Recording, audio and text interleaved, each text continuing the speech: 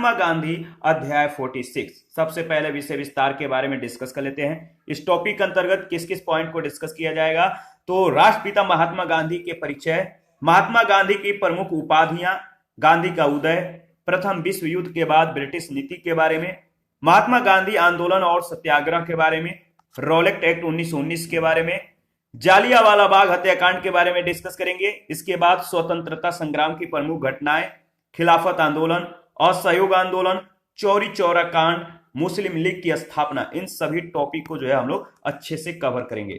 सबसे पहले महात्मा गांधी के परिचय के बारे में डिस्कस कर लेते हैं। महात्मा गांधी का पूरा नाम याद रखिएगा मोहनदास करमचंद गांधी है। पिता का नाम करमचंद गांधी था। इनके माता का नाम पुतलीबाई था। महात्मा गांधी का जन्म 2 अक्टूबर 1869 को, मृत्यु 30 जनवरी 1948 को। तो पूरा नाम महात्मा गांधी का मोहनदास करमचंद गांधी, पिता का नाम करमचंद गांधी, माता का नाम पुतलीबाई था। महात्मा गांधी का जन्म 2 अक्टूबर 1869 को, मृत्यु 30 जनवरी 1948 को। इनका जन्म स्थान जो है गुजरात के पोरबंदर में। इन्होंने कहां पर जन्म लिया था? गुजरात के पोरबंदर में। विवाह कस्तूरबा गांधी से 1883 ईस्वी में हुआ। इनके 4 पुत्र थे। नाम है हरिलाल, मणिलाल, देवदास, रामदास। और महात्मा गांधी के राजनीतिक गुरु कौन थे? याद रखिएगा, गोपाल कृष्ण गोखले। महात्मा गांधी के राजनीतिक गुरु का नाम था गोपाल कृष्ण गोखले। इनके प्रमुख शिष्य थे इंग्लैंड में जन्मी मीराबेन। महात्मा गांधी के द्वारा यह नाम दिया गया था और इनका जो वास्तविक नाम है मैडलिन एस्लेट था। याद रखिएगा। कानून की पढ़ाई के लिए महात्मा गांधी इंग्लैंड 1888 में मुंबई से गए। कानून यानी बैरिस्टर की डिग्री कब प्राप्त किया था? तो 1891 ईस्वी में। अब्दुल्ला के मुकदमे के लिए दक्षिण अफ्रीका 1893 ईस्वी में गए। ठीक है। और दक्षिण अफ्रीका में नटाल कांग्रेस की स्थापना 1894 ईस्वी में की। दक्षिण अफ्रीका में जुल्लू व बोअर पदक 1899 ईस्वी में मिला और कैसर ए हिंद की उपाधि 9 जनवरी 1915 ईस्वी में इन्हें प्राप्त हुआ। कांग्रेस अधिवेशन में प्रथम बार ये शामिल कब हुए थे? तो कलकत्ता अधिवेशन में 1901 ईस्वी में। याद रखिएगा, बहुत ज्यादा इंपॉर्टेंट है। अगर बात करें तो डरबन यानी दक्षिण अफ्रीका में जो डरबन है, यहां पर इन्होंने फिनिक्स आश्रम की स्थापना की 1904 ईस्वी में। सत्याग्रह का प्रथम प्रयोग जो है 1906 ईस्वी में दक्षिण अफ्रीका में किया और जेल में जीवन का प्रथम अनुभव जो है 1908 ईस्वी में इन्होंने प्राप्त किया। टॉलस्टॉय फर्म की स्थापना 1910 ईस्वी में जोहान्सबर्ग दक्षिण अफ्रीका में हुआ और महात्मा गांधी का भारत आगमन कब हुआ? तो 9 जनवरी 1915 को। याद रखिएगा। साबरमती आश्रम की स्थापना इन्होंने कब किया था? 1915 ईस्वी में। कांग्रेस अधिवेशन की अध्यक्षता इन्होंने कर्नाटक के बेलगांव अधिवेशन की अध्यक्षता किया था इन्होंने 1924 ईस्वी में। महात्मा गांधी की दक्षिण अफ्रीका में सक्रियता कितने वर्षों तक रही? तो 21 वर्ष। दक्षिण अफ्रीका में महात्मा गांधी 21 वर्ष तक जो है एक्टिव रहे। आत्मकथा इनका जो है नाम है सत्य के साथ मेरे प्रयोग। 1925 ईस्वी में ये जो है प्रकाशित हुआ और महात्मा गांधी का जो सिद्धांत है सत्य एवं अहिंसा। याद रखिएगा। अखिल भारतीय खादी बोर्ड की स्थापना 1923 ईस्वी में हुआ। अखिल भारतीय चरखा संघ की स्थापना 23 सितंबर 1925 को। और महात्मा गांधी की प्रमुख पुस्तकें जो हैं, याद रखिएगा, सत्य के साथ मेरे प्रयोग, इनकी आत्मकथा है, इंडिया ऑफ माई ड्रीम्स, अनासक्त योग, हिंद स्वराज, इसके बाद गीता माता, सप्त महाव्रत, गांधी जी का वास्तविक दर्शन और पश्चिमी सभ्यता का इसमें विरोध किया गया है। इसके बाद सुनो विद्यार्थियों। तो ये सभी इनकी प्रमुख पुस्तकें हैं। और महात्मा गांधी की जो प्रमुख समाचार पत्र है द ग्रीन पैम्पलेट, ये कब प्रकाशित हुआ? तो 14 अगस्त 1896 में राजकोट से। इंडियन ओपिनियन 1903 में दक्षिण अफ्रीका से और यंग इंडिया 1919 में, हरिजन 1932 में जो है प्रकाशित हुआ। इसके बाद महात्मा गांधी की जो प्रमुख उपाधियां हैं देख लेते हैं, बहुत ज्यादा इंपॉर्टेंट है। तो कैसर ए हिंद की उपाधि कब मिला? तो प्रथम विश्व युद्ध के समय। कैसर ए हिंद की उपाधि प्रथम विश्व युद्ध के समय मिला। भर्ती करने वाला सार्जेंट की उपाधि इन्हें प्रथम विश्व युद्ध के समय ही दिया गया। भंगी शिरोमणि की उपाधि दक्षिण अफ्रीका के प्रवास के दौरान जो है इन्हें प्राप्त हुआ। और कुली बैरिस्टर की उपाधि दक्षिण अफ्रीका के अंग्रेज मजिस्ट्रेट के द्वारा दिया गया। कर्मवीर की जो उपाधि है दक्षिण अफ्रीका के सहयोगियों के द्वारा दिया गया। और सेवाग्राम का संत आश्रम के अतिथियों के द्वारा इन्हें उपाधि जो है प्रदान की गई थी। आधुनिक युग के अजात शत्रु डॉक्टर राजेंद्र प्रसाद ने ये उपाधि दी थी, इन्होंने ये जो है बात कही थी। और मलंग बाबा की उपाधि कबायलियों के द्वारा दिया गया था और बापू की उपाधि CF एंड्रूज और जवाहरलाल नेहरू के द्वारा जो है प्रदान किया गया था।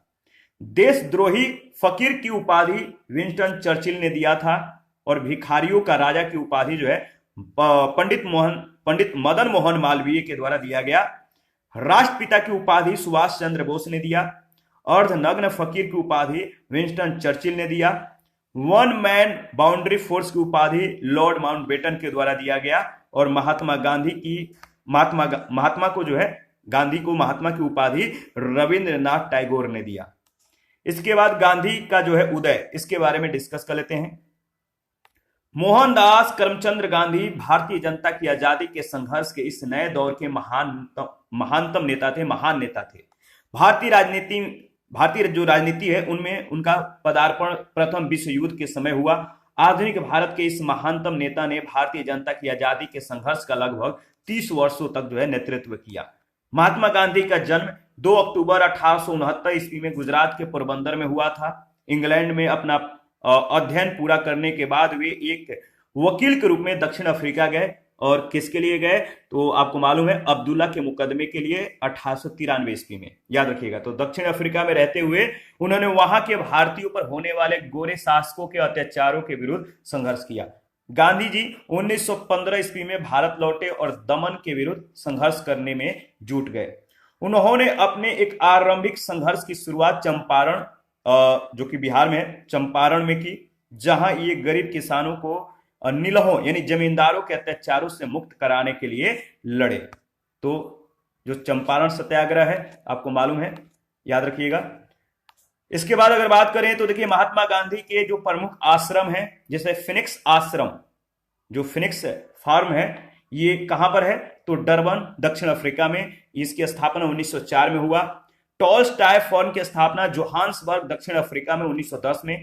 साबरमती आश्रम की स्थापना जो है साबरमती नदी के किनारे अहमदाबाद में और 1915 ईस्वी में। सत्याग्रह आश्रम कोचरब अहमदाबाद में 1915 ईस्वी में। और अनाथ शक्ति आश्रम की स्थापना जो है 1929 ईस्वी में कौसानी, जो कि उत्तराखंड में है। और सेवाग्राम आश्रम की स्थापना महाराष्ट्र के वर्धा में 1936 ईस्वी में किया गया था। देखिए बिहार के एक किसान नेता राजकुमार शुक्ल के आग्रह पर गांधी जी जो है चंपारण पहुंचते हैं। वहां के किसान अंग्रेजों के द्वारा मतलब कि जबरदस्ती कह सकते हैं, नील उत्पादन कराने के लिए शुरू किए गए 3 कठिया प्रथा, कुल कृषि भूमि के 3/20 भाग पर नील की खेती के लिए बाध्य करना। ठीक है, इसके लिए ये त्रस्त थे, मतलब कि जबरदस्ती किया जाता था।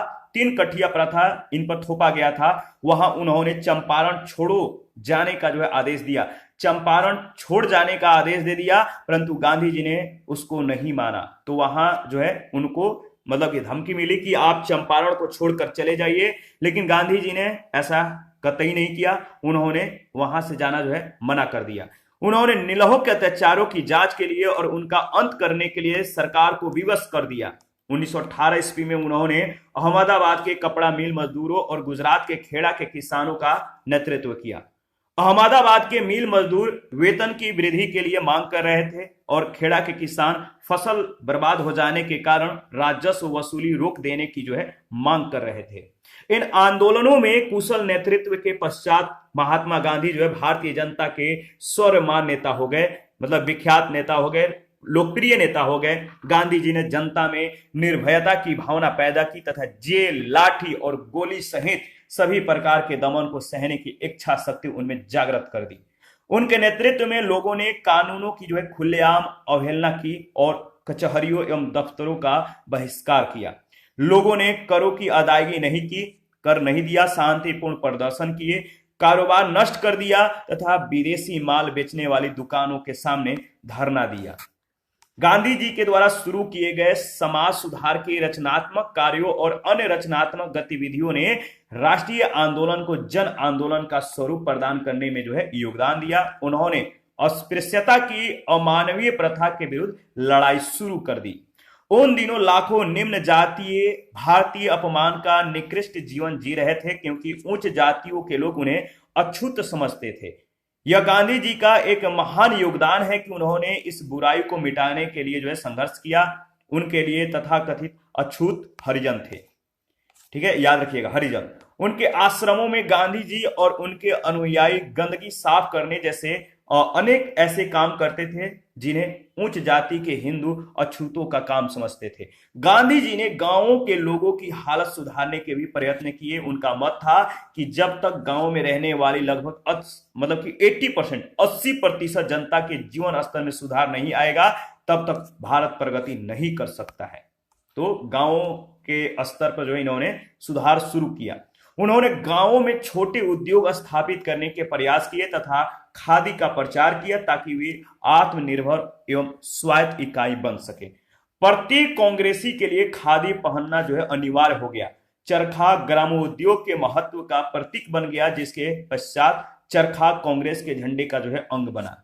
गांधी जी ने विश्व बंधुत्व का प्रचार किया। किसका? विश्व बंधुत्व का, क्योंकि ये हिंदू मुसलमान एकता के समर्थक थे। प्रथम विश्व युद्ध के बाद जो ब्रिटिश नीति है, इसके बारे में डिस्कस कर लेते हैं। तो प्रथम विश्व युद्ध के बाद जो ब्रिटिश नीति है, भारतीय नेताओं का विश्वास था कि विश्व युद्ध के समाप्ति पर जो है भारत को स्वराज्य मिल जाएगा। तो विश्व युद्ध की समाप्ति तो हो गया, बट भारत को स्वराज्य नहीं मिला। मॉन्टेग्यू चेम्सफोर्ड सुधार के अंतर्गत 1919 ईस्वी में भारत सरकार ने एक कानून बनाकर शासन पद्धति में कुछ परिवर्तन किए। इन परिवर्तनों के अनुसार केंद्रीय विधानमंडल के 2 सदन, विधान परिषद और राज्यसभा बनाए गए।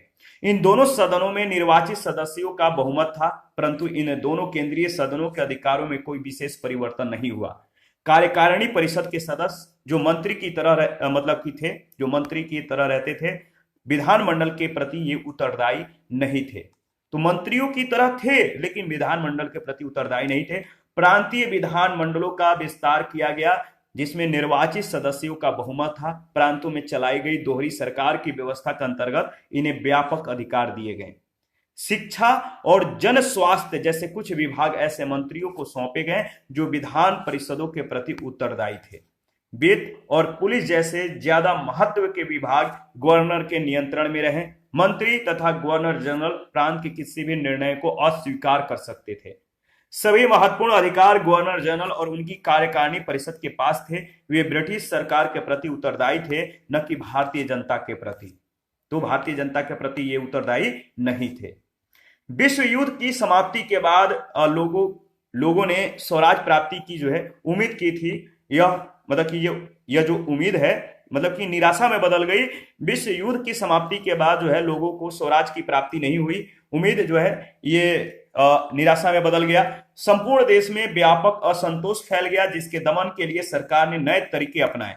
महात्मा गांधी आंदोलन व सत्याग्रह देख लेते हैं। तो पहला जो इनका सत्याग्रह है चंपारण सत्याग्रह, यह 1917 ईस्वी में प्रथम वास्तविक किसान सत्याग्रह था। 3/20 भाग पर अनिवार्य नील की खेती के विरुद्ध, यानी 3 कठिया जो था नील की खेती के विरुद्ध सत्याग्रह था, जिसे 3 कठिया पद्धति भी कहते हैं। इसके बाद अहमदाबाद मजदूर आंदोलन। अहमदाबाद मजदूर आंदोलन 1918 महात्मा गांधी के द्वारा भारत में ये प्रथम भूख हड़ताल था इस आंदोलन के दौरान। इसके बाद खेड़ा सत्याग्रह 1918, ये प्रथम पूर्ण किसान सत्याग्रह था। यहां से या ऐसे प्रश्न पूछे जाते हैं कि महात्मा गांधी का प्रथम पूर्ण किसान सत्याग्रह कौन सा था, तो खेड़ा सत्याग्रह 1918। खिलाफत आंदोलन 1919 में स्टार्ट हुआ। सर्वप्रथम असहयोग आंदोलन की अभिव्यक्ति हुई। असहयोग आंदोलन 1920 में प्रथम जन आंदोलन की इसमें अभिव्यक्ति हुई, यानी ये प्रथम कह सकते हैं जन आंदोलन था। सविनय अवज्ञा आंदोलन यानी डांडी मार्च 1930 में, ये नमक सत्याग्रह था। इसके बाद व्यक्तिगत सत्याग्रह 1940 में, उपनाम क्या है तो दिल्ली चलो आंदोलन। भारत छोड़ो आंदोलन व अगस्त क्रांति 1942, नारा क्या था, करो या मरो। इसके बाद रॉलेट एक्ट आया 1919 में।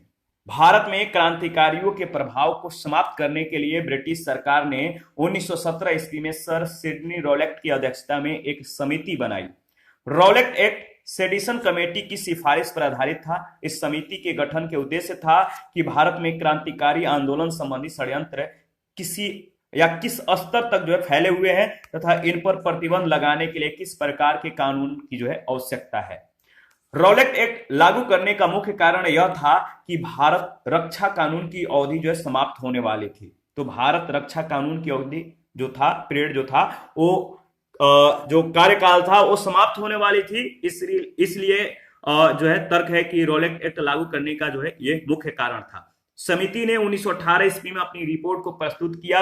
समिति के द्वारा दिए गए सुझावों के आधार पर केंद्रीय विधानमंडल में फरवरी 1919 में 2 विधेयक लाए गए, जिनमें एक विधेयक को तो जो है वापस ले लिया गया, परंतु दूसरे क्रांतिकारी एवं अराजकता अपराध अधिनियम, जिसे रॉलेट एक्ट कहा जाता है, इसको 18 मार्च 1919 को जो है पारित कर दिया गया।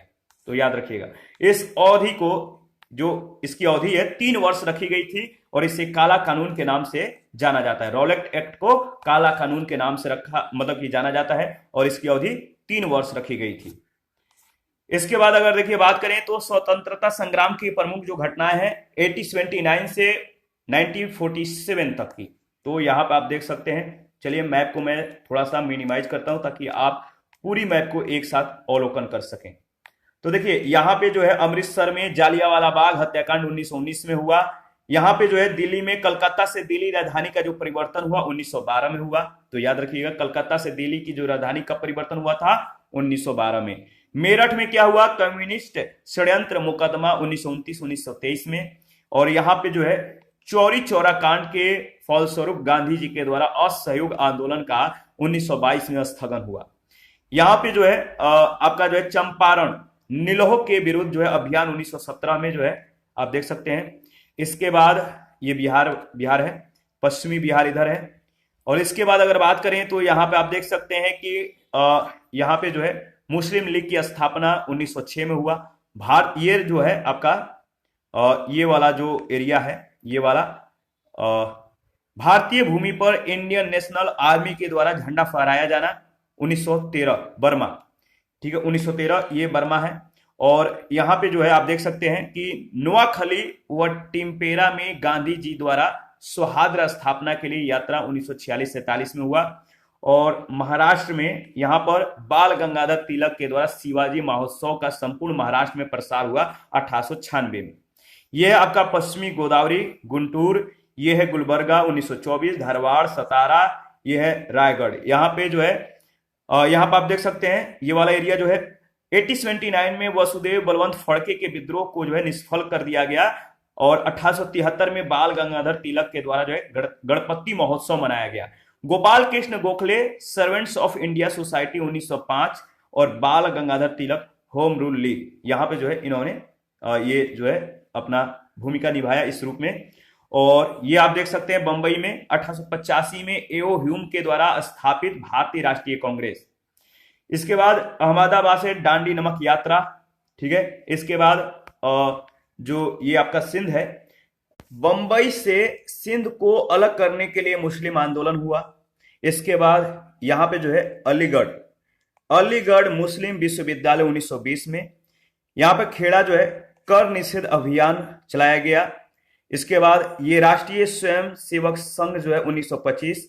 यहाँ पे जो है ये जो है केंद्रीय भारत, ये जो है यहाँ पे ये झंडा सत्याग्रह है, ये है आपका कोरापुट, ठीक है। तो इस तरह से पीडीएफ ले लीजिए या आपके पास अगर बुक है तो एक बार मैप को अच्छे से एनालिसिस कीजिएगा। देखिए जो जी है ना, जी से जो इंडिकेट किया गया है, ये सभी जो इंडिकेटर हैं ये क्या चीज को इंडिकेट करते हैं, तो महात्मा गांधी से संबंधित ये स्थल हैं, ठीक है, याद रखिएगा। तो आगे बढ़ते हैं। देखिए स्वतंत्रता संग्राम की जो प्रमुख घटनाएं हैं, 1885 ईस्वी में भारतीय राष्ट्रीय कांग्रेस की स्थापना हुआ। 1905 में बंगाल विभाजन के फलस्वरूप आरंभ हुए स्वदेशी आंदोलन का भारत के विभिन्न क्षेत्रों में प्रसार हुआ। 1906 में मुस्लिम लीग की स्थापना, 1909 में इंडियन काउंसिल एक्ट बना, 1912 में बंगाल विभाजन रद्द और राजधानी जो है दिल्ली स्थानांतरित हुआ, ठीक है। इसके बाद कलकत्ता से राजधानी जो है दिल्ली चला गया। इसके बाद 1909 में गवर्नमेंट ऑफ इंडिया एक्ट, जिसके फलस्वरूप प्रथम विधानमंडल निर्वाचित हुआ। 1929 में भारतीय राष्ट्रीय कांग्रेस के द्वारा पूर्ण स्वराज यानी पूर्ण स्वतंत्रता का आह्वान हुआ, इसके बाद 1935 में गवर्नमेंट ऑफ इंडिया एक्ट के द्वारा विधानमंडल की शक्तियों में विस्तार और निर्वाचन क्षेत्रों में वृद्धि। 1940 में मुस्लिम लीग के द्वारा पाकिस्तान के निर्माण का आह्वान किया गया। 1942 में भारतीय स्वतंत्रता के लिए जो है समझौते की शर्तों को तय, और 1946 में कैबिनेट मिशन जो है असफल हो गया। 1947 में स्वतंत्रता प्राप्ति व भारत का विभाजन, पाकिस्तान की स्वतंत्रता। तो समय याद रखिएगा। अगर बात करें तो देखिए, रॉलेट एक्ट को बिना वकील, बिना अपील और बिना दलील का कानून भी कहा गया। इसे काला अधिनियम एवं आतंकवादी अपराध अधिनियम के नाम से भी जाना जाता है। मोहम्मद अली जिन्ना ने अपने इस्तीफे में कहा था, जो सरकार शांति काल में ऐसे कानून को जो है स्वीकार करती है, वह अपने को एक सभ्य सरकार कहलाने का जो अधिकार है वो खो बैठती है, यानी वो सभ्य सरकार नहीं रह जाता है। इस कानून के द्वारा सरकार को किसी भी व्यक्ति को बिना मुकदमा चलाए जेल में डाल देने का अधिकार मिल गया। ठीक है, याद रखिएगा। और गांधी जी पहले ही सत्याग्रह सभा की स्थापना कर चुके थे। अब उन्होंने देशव्यापी विरोध करने को जो है कहा। संपूर्ण देश में 6 अप्रैल 1919 का दिन राष्ट्रीय अपमान दिवस के रूप में मनाया गया। 6 अप्रैल 1919 का जो दिन है, ये किस रूप में मनाया गया? राष्ट्रीय अपमान दिवस। देश भर में प्रदर्शन और हड़तालें हुई। सारे देश में व्यापार की नीति धीमी पड़ गई। भारत की जनता ने एकजुट होकर ऐसा व्यापक विरोध पहले कभी नहीं किया था। सरकार ने बर्बरतापूर्वक दमन शुरू किया। कई जगहों पर लाठी एवं गोलियों का जो है सहारा लिया गया। इसके बाद जालियांवाला बाग हत्याकांड होता है 10 अप्रैल 1919 को। 2 राष्ट्रवादी नेता डॉक्टर सत्यपाल और डॉक्टर सैफुद्दीन किचलू के गिरफ्तारी के लिए ये आंदोलन जो है बुलाया जाता है। ये जन आंदोलन जो है इकट्ठा होता है, मीटिंग होता है 13 अप्रैल 1919 में। इनकी गिरफ्तारी के विरोध में, किसके? डॉक्टर सत्यपाल और सैफुद्दीन किचलू के गिरफ्तारी के विरोध में जालियांवाला बाग में एक जनसभा होता है। और ये जनसभा एकत्रित होती है वहां पर जालियांवाला बाग अमृतसर में स्थित छोटा सा पार्क है, जो 3 ओर से ऊंची दीवारों से घिरा हुआ है और केवल एक छोटी गली से पार्क में जाने का रास्ता है। यह सभा शांतिपूर्ण ढंग से आयोजित की गई थी, जिसमें अत्यधिक संख्या में वृद्धों, स्त्रियों और बच्चों ने भाग लिया था। अचानक ब्रिटिश अधिकारी जनरल डायर ने पार्क में एकत्रित हुए निहत्थे लोगों पर गोली चलाने का आदेश दे दिया। सरकारी रिपोर्ट के अनुसार इसमें मरने वाले लोगों की संख्या मात्र 379 बताई गई है। ठीक है, जो कि इससे कहीं ज्यादा थी। दीनबंधु एफ एंड्रयूज ने इस हत्याकांड को जो है जानबूझकर की गई हत्या कहा।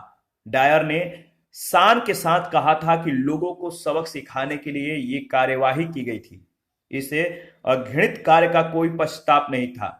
ये जो जनरल डायर था, उसे इस घृणित कार्य को करने का कोई पछतावा नहीं था। वो इंग्लैंड चला गया, जहां कुछ अंग्रेजों ने जो है उसका सम्मान करने के लिए पैसे एकत्र किए। देखिए, एक ब्रिटिश अखबार ने इसे आधुनिक इतिहास का एक निरसंस हत्याकांड कहा। इस हत्याकांड की जांच के लिए हंटर कमीशन का गठन हुआ। हंटर कमीशन, याद रखिएगा। तो जालियांवाला बाग हत्याकांड के जांच के लिए कौन सा कमीशन गठित हुआ? हंटर कमीशन का गठन हुआ। यहां से प्रश्न बनने की संभावनाएं हैं, तो आपको ध्यान में रखना है। हंटर कमीशन की रिपोर्ट को गांधी जी ने पन्ने दर पन्ने निर्लज सरकारी लीपापोती की संज्ञा दी। गांधी जी ने इस कमीशन के रिपोर्ट को पन्ने दर पन्ने निर्लज सरकारी लीपापोती की संज्ञा दी। कांग्रेस ने जालियांवाला बाग हत्याकांड की जांच के लिए मदन मोहन मालवीय की अध्यक्षता में एक समिति गठित की। समिति के अन्य सदस्यों में मोतीलाल नेहरू, महात्मा गांधी, CR दास, बदरुद्दीन तैयबजी और MR जयकर आदि शामिल थे। जालियांवाला बाग हत्याकांड से भारतीय जनता का रोष बढ़ गया, जिसमें सरकार के दमन में भी वृद्धि हुई। परिणाम स्वरूप लोगों को जो है, याद रखिएगा, परिणाम स्वरूप क्या हुआ? लोगों को सड़कों पर उतरने के लिए मजबूर कर दिया गया, अखबार बंद कर दिए गए तथा उनके संपादकों को जेल में डाल दिया गया और या निर्वासित कर दिया गया। दमन का ऐसा भयंकर दौर चला जैसे 1857 ईस्वी के विद्रोह को जो है कुचल देने के पश्चात चलाया गया था। जालियांवाला बाग हत्याकांड के विरोध स्वरूप रविन्द्रनाथ टैगोर ने ब्रिटिश सरकार के द्वारा दी गई नाइटहुड की उपाधि वापस कर दी। यहां से प्रश्न कई बार पूछा गया है, नाइटहुड की उपाधि किसने वापस की? तो रविंद्रनाथ टैगोर ने, जालियांवाला बाग हत्याकांड के विरोध के फलस्वरूप। याद रखिएगा। और शंकर नायर ने वायसराय की कार्यकारिणी से इस्तीफा दे दिया। अगस्त 1919 में अमृतसर में कांग्रेस का जो है अधिवेशन संपन्न हुआ, जिसकी अध्यक्षता मोतीलाल नेहरू ने की थी। इस अधिवेशन में किसानों ने बड़ी संख्या में भाग लिया था। लगभग 21 साल बाद 13 मार्च 1940 को उधम सिंह ने गोली मारकर माइकल ओडायर को जो है मतलब कि हत्या कर दी। जालियांवाला बाग हत्याकांड के समय माइकल ओडायर पंजाब का लेफ्टिनेंट गवर्नर था। तो माइकल जो याद रखिएगा, जो माइकल ओडायर था, इसकी हत्या किसने किया था? उधम सिंह ने। जालियांवाला बाग हत्याकांड के समय पंजाब में चमनदीप के नेतृत्व में एक डंडा फौज अस्तित्व में आई, जो लाठियों और चिड़िया मार बंदूकों से लैस होकर सड़कों पर गश्त लगाते और पोस्टर चिपकाते थे। इसके बाद खिलाफत आंदोलन के बारे में डिस्कस कर लेते हैं। देखिए, याद रखिएगा, तुर्की के सुल्तान को खलीफा यानी मुस्लिमों का सर्वोच्च धार्मिक नेता का पद जो है मतलब कि प्राप्त था। ब्रिटेन के द्वारा खलीफा के प्रति किए जा रहे अन्याय के विरोध में भारत में खिलाफत आंदोलन का आरंभ हुआ। 1919 ईस्वी में मोहम्मद अली और शौकत अली, जिन्हें अली बंधु के नाम से जाना जाता है, इन्होंने अबुल कलाम के नेतृत्व में खिलाफत आंदोलन चलाया और इस आंदोलन को चलाने के लिए एक खिलाफत कमेटी की गठन हुई, जिसमें महात्मा गांधी भी शामिल थे। सितंबर 1919 में अखिल भारतीय खिलाफत कमेटी का गठन किया गया। 17 अक्टूबर 1919 को अखिल भारतीय स्तर पर खिलाफत दिवस जो है मनाया गया। 24 नवंबर 1919 को दिल्ली में हुई खिलाफत कमेटी के सम्मेलन की अध्यक्षता महात्मा गांधी ने की, याद रखिएगा। और इस आंदोलन का विरोध सीआर दास ने किया। उनका विरोध विधान परिषद के बहिष्कार को लेकर था। इसके बाद अबुल कलाम आजाद ने अपनी पत्रिका अल हिलाल के माध्यम से इस आंदोलन का प्रचार किया। 1924 ईस्वी में जब तुर्की में मुस्तफा कमाल पाशा के नेतृत्व में नई सरकार का गठन हुआ, तो उसने खलीफा के पद को समाप्त कर दिया और इस प्रकार खिलाफत आंदोलन का मूल कारण ही समाप्त हो जाने के कारण यह आंदोलन भी समाप्त हो गया। इसके बाद असहयोग आंदोलन के बारे में देख लेते हैं। 1920 में याद रखिएगा, 1920 ईस्वी में कांग्रेस ने कलकत्ता के अपने विशिष्ट अधिवेशन में तथा नागपुर में 1920 ईस्वी के अंत में आयोजित अपने वार्षिक अधिवेशन में गांधी जी के नेतृत्व में सरकार के विरुद्ध संघर्ष की एक नई योजना स्वीकार की गई।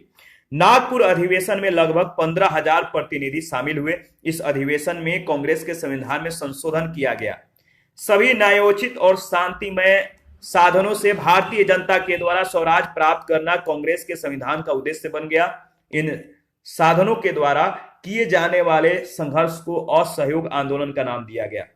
याद रखिएगा, लाला लाजपत राय की अध्यक्षता में हुए कलकत्ता अधिवेशन में महात्मा गांधी के नेतृत्व में असहयोग आंदोलन का प्रस्ताव पारित हुआ। तो लाला लाजपत राय की अध्यक्षता में हुए कलकत्ता अधिवेशन में महात्मा गांधी के नेतृत्व में असहयोग आंदोलन का जो प्रस्ताव है पारित हुआ और इस आंदोलन के दौरान विद्यार्थियों जो मतलब के स्टूडेंट थे, तो विद्यार्थियों के द्वारा शिक्षण संस्थाओं का जो है बहिष्कार किया गया। 17 नवंबर 1921 को प्रिंस ऑफ वेल्स के भारत आगमन पर संपूर्ण भारत में सार्वजनिक हड़ताल का आयोजन किया गया। इस आंदोलन का लक्ष्य था पंजाब और तुर्की के साथ हो रहे अन्याय को खत्म करना और स्वराज प्राप्त करना। इसका प्रारंभ ब्रिटिश सरकार के द्वारा दी गई सर जैसी पदवियों को त्यागने के साथ हुआ। गांधी जी ने 1920 ईस्वी में अपनी कैसर ए हिंद की उपाधि को लौटा दी और इसके बाद विधान परिषदों का बहिष्कार प्रारंभ हुआ। जब परिषद के लिए चुनाव हुए तो अधिकांश लोगों ने वोट डालने से मना कर दिया। विद्यार्थी और अध्यापकों ने स्कूल कॉलेज छोड़ दिए। राष्ट्रवादियों ने दिल्ली में जामिया मिलिया और वाराणसी में काशी विद्यापीठ की जैसी नई शिक्षण संस्थाएं जो है स्थापित की और लोगों ने अपनी सरकारी नौकरियां छोड़ दी। वकीलों ने अदालतों का बहिष्कार किया। सारे देश में सार्वजनिक हड़तालें हुई। 1921 ईस्वी का वर्ष समाप्त होने के पहले ही जो 1921 ईस्वी का जो वर्ष था, यर्स जो था, ये समाप्त होने के पहले ही 30,000 लोग जो है जेलों में बंद कर दिए गए। केरल के कुछ भागों में भी विद्रोह जो है भड़क उठा। अधिकांश विद्रोही मोपला किसान थे, इसीलिए इसे मोपला विद्रोह कहा गया। कौन सा विद्रोह? मोपला विद्रोह, याद रखिएगा। देखिए, विद्रोह को बर्बरता पूर्वक कुचल दिया गया। 2000 से अधिक मोपला किसान मारे गए और करीब और 45,000 किसानों को बंदी बनाया गया। 1921 ईस्वी में अहमदाबाद में कांग्रेस का अधिवेशन हुआ जिसका अध्यक्ष हकीम अजमल खां थे। तो जो अहमदाबाद में कांग्रेस का अधिवेशन हुआ है इसकी अध्यक्षता किसने किया था? हकीम अजमल खां। अधिवेशन ने आंदोलन को जारी रखने का निर्णय लिया और तब असहयोग आंदोलन का जो है अंतिम दौर आरंभ हुआ, असहयोग आंदोलन का। इसके बाद चौरी चौरा जो कांड है इसके बारे में डिस्कस करेंगे। गांधी जी के द्वारा वायसराय को दी गई चेतावनी के समय सीमा पूरी होने से पहले ही उत्तर प्रदेश के गोरखपुर जिले में स्थित चौरी चौरा नामक स्थान पर 5 फरवरी 1922 को एक हिंसक घटना घटित हुई। चौरी चौरा कांड के नाम से चर्चित इस घटना के पश्चात भीड़ ने विरोध स्वरूप जो है पुलिस के 22 सिपाहियों को थाने के अंदर जिंदा जला दिया गया। चौरी चौरा घटना से गांधी जी इतने आहत हुए, इन्हें इतना दुख हुआ कि उन्होंने शीघ्र आंदोलन को जो है समाप्त करने का निर्णय लिया। महात्मा गांधी ने 12 फरवरी 1922 को बारदौली में कांग्रेस कार्य समिति की एक बैठक बुलाई जिसमें चौरी चौरा कांड के कारण सामूहिक सत्याग्रह व असहयोग आंदोलन स्थगित करने का जो है प्रस्ताव पारित कराया। प्रस्ताव में रचनात्मक कार्यक्रमों पर बल दिया गया जिसमें कांग्रेस के लिए 1 करोड़ सदस्य भर्ती कराना, चरखे का प्रचार करना, राष्ट्रीय विद्यालयों की स्थापना, मादक द्रव्य निषेध, पंचायतें संगठित करना सम्मिलित आदि थे।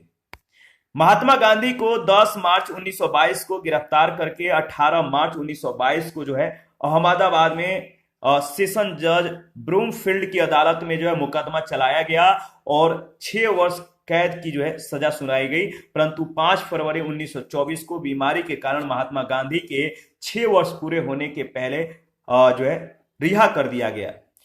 मुस्लिम लीग की स्थापना, इसके बारे में डिस्कस कर लेते हैं।